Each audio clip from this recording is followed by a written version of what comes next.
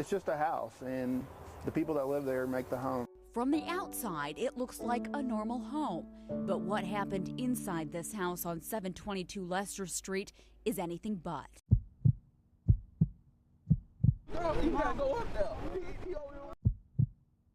On March 3rd, police found 4 adults and 2 children murdered inside the Lester Street home.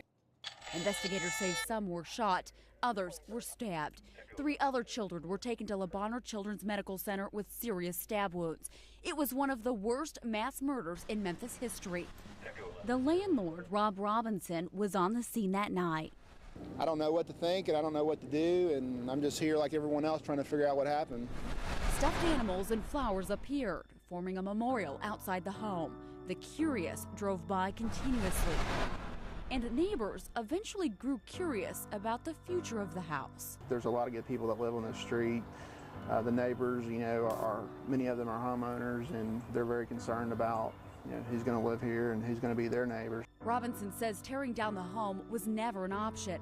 After the crime scene tape was taken down, Robinson was the first inside. He says it was difficult. You don't know what to expect when you walk in the house after something like that occurred. So I'll just leave it at that. After weeks of trying to figure out what to do, Robinson eventually called in a professional cleaning crew. I remember there was, blood in this area. While much is washed away, signs of an intense investigation remain, particularly in the living room, where police say the adults were killed.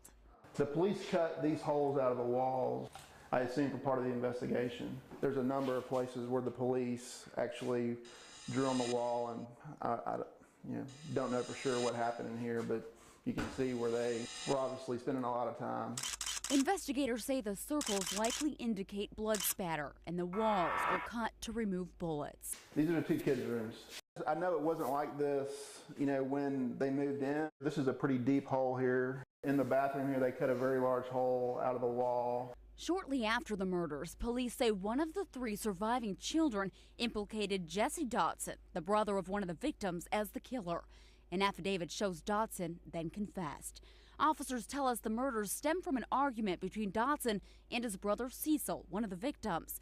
Robinson admits he didn't know his tenant Cecil very well, but knew enough to feel comfortable putting his house in his hands. I did feel that he wanted to improve himself and improve what he was doing in life, and that's one of the reasons why I rented it to him. You have laundry connections here. Now Robinson wants to rent out the Lester Street house to someone else looking to build a home. He says people are already interested. I think some people, obviously, considering what's happened here, that are looking for a house in this area are going to look elsewhere, but I think there's also a lot of people that realize that what happened here didn't happen because they lived in this house.